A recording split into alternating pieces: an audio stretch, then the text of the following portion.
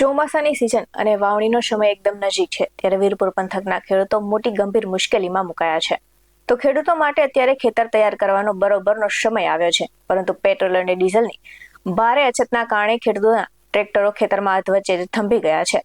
તો એક તરફ સરકાર આધુનિક ખેતીની વાતો કરે છે, તો બીજી તરફ યંત્ર ચલાવવા માટેનું ઈંધણ જ ન મળતા ખેડૂતો રોષ અને ચિંતા વ્યક્ત કરી રહ્યા છે। આવો જોઈએ વિશેષ અહેવાલ। નમસ્કાર દર્શક મિત્રો, બેસ9 ટીવી ન્યૂઝમાં આપની સાથે હું છું નેહા પટેલ।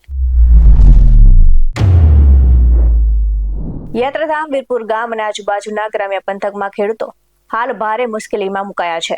તો આગામી થોડા જ દિવસોમાં વાવણીનો સમય શરૂ થવા જઈ રહ્યો છે અને ખેડૂતોને વાવણી પહેલા પોતાના ખેતરોમાં પાળા બાંધવા, રાપ મારવી, રોટાવેટર ફેરવવું અને ખાતર નાખવા જેવી અગત્યની કામગીરી કરવાની હોય છે, પરંતુ આ કામગીરી માટે વપરાતા ટ્રેક્ટરો ડીઝલ ન હોવાના કારણે ખેતરોમાં જ ધૂળ ખાઈ રહ્યા છે। તો ખેડૂતોનું કહેવું છે કે જો સમયસર ખેતર તૈયાર નહીં થાય તો વાવણીનો સમય એકદમ નજીક આવી જશે અને વાવણીના સમયે જો ખેતરો વાવણી માટે તૈયાર નહીં હોય તો વાવણી નિષ્ફળ જશે અને તેની સીધી અસર પાકના ઉત્પાદન પર પડશે। તો ખેડૂતોએ ડીઝલ લેવા જાય છે ત્યારે પંપ સંચાલકો વાહન લઈને આવવાનું કહે છે, પણ વાહનમાં ડીઝલ ન હોય તો પંપ સુધી વાહન કેવી રીતે પહોંચાડવું તે એક મસ્ત મોટો સવાલ ઊભો થયો છે। તો ખેડૂતો માંગ કરી રહ્યા છે કે સરકાર ખેતી માટે તાત્કાલિક ધોરણે ડીઝલની વ્યવસ્થા કરે અને આ સાથે જ જેથી તેનો કિંમતી સમય ન વેડફાય અને ખેડૂત સમયસર ખેતી કરી પાકનું વાવેતર પણ કરી શકે। ત્યારે ખેડૂતોએ શું કહ્યું તે પણ સાંભળીએ। આ વીરપુર ગામનો ખેડૂત બોલું છું અને અમે ખેડૂતો અહીંયા ભેગા થયા છીએ જે આ પેટ્રોલ ડીઝલનું અટાણે અછત ઊભી થઈ છે, પણ અમારે આ આધુનિક સાધનોથી અમે ખેતી કરીએ છીએ તો એમાં પેટ્રોલ ડીઝલની જરૂર પડે અને પેટ્રોલ ડીઝલ અમને મળતા નથી। પેટ્રોલ પંપે જાય તો અમને પેટ્રોલ કે ડીઝલ બેમાંથી એકેય વસ્તુ ન મળે તો અમારે ત્યાં જવું કેમ અને પેટ્રોલ ડીઝલ લાવવા કેમ અને લાવીને અમારે ખેતી કેમ કરવી?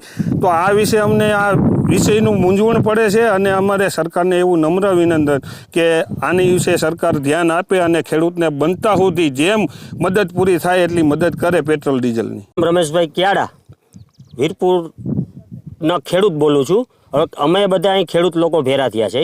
અત્યારે વાવણીનો સમય નજીક આવવાથી અમારે ખેતી તૈયાર કરવાની છે, રા પાકવાની હોય છે, સા નાખવાના હોય છે, રોટાવેટર નાખવાના હોય છે અને ખાતર વાવવાનું હોય છે ઉનાળું।